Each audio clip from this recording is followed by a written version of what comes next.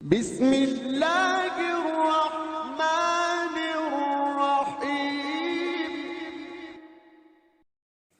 محترم ناظرین و سامعین، السلام علیکم ورحمۃ اللہ وبرکاتہ۔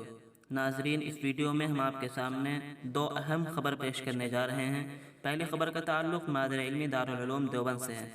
خبر یہ ہے کہ دارالعلوم دیوبند نے گزشتہ سال یعنی لاک ڈاؤن سے پہلے کے فارغین کے لیے ایک ضروری اعلان جاری کیا ہے۔ وہ اعلان یہ ہے کہ دارالعلوم دیوبند میں دورہ حدیث اور تکمیلات وغیرہ سے جو طلبہ فارغ ہو چکے ہیں اور جن کا دارالعلوم سے تعلیمی سلسلہ منقطع ہو چکا ہے، ان کو اطلاع دی جاتی ہے کہ وہ 5 ذوالحجہ سن 1442 ہجری تک دارالاقامہ سے ضابطے کی تکمیل کے بعد اپنے کمرے سے اپنا تمام سامان لے جائیں۔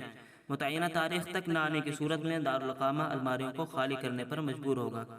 یہ اعلان جاری کیا گیا ہے حضرت اقدس مفتی ابوالقاسم صاحب نعمانی مدث اللہ العالی، شیخ الحدیث و محتمیم دارالعلوم کی طرف سے۔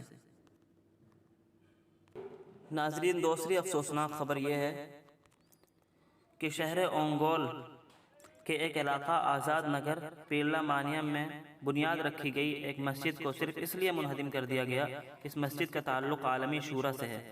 مسجد اگرچہ بدعتیوں کی ہو یا بریلویوں کی، اس کو منہدم کرنے کی بالکل اجازت نہیں ہے۔ مساجد کے بارے میں اسلام کا نقطہ نظر 2 اور 2 4 کی طرح بالکل واضح ہے، اور جمہور امت کا اس بات پر اتفاق ہے کہ جس مقام پر ایک مرتبہ مسجد تعمیر کر دی گئی وہ تا قیامت مسجد ہی رہے گی۔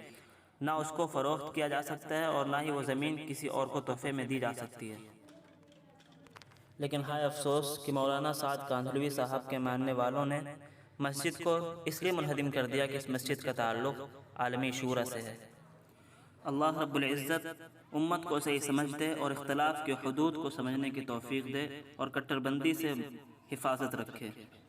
ناظرین، ملک ہندوستان میں ایک ایسے دور میں کہ جب کہ غیر مسلم اور غیروں کی طرف سے مدارس اور مکاتب، مساجد اور خانقاہوں کی طرف ان کی غلط نگاہیں اٹکی ہوئی ہیں، کسی نہ کسی بہانے سے مسجدوں کو شہید اور مدارس پر تالے لگوا دیے جاتے ہیں۔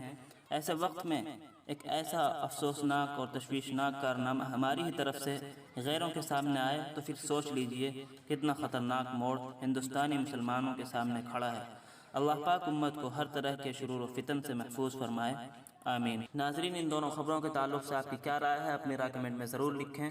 اس طرح کی اور بھی بہت سی خبریں مدارس اور علماء کے تعلق سے ہر اپڈیٹ، حمد و نعت نظم اور عمدہ مضامین کے لیے ہمارا چینل سبسکرائب کر لیں۔ جزاکم اللہ، السلام علیکم۔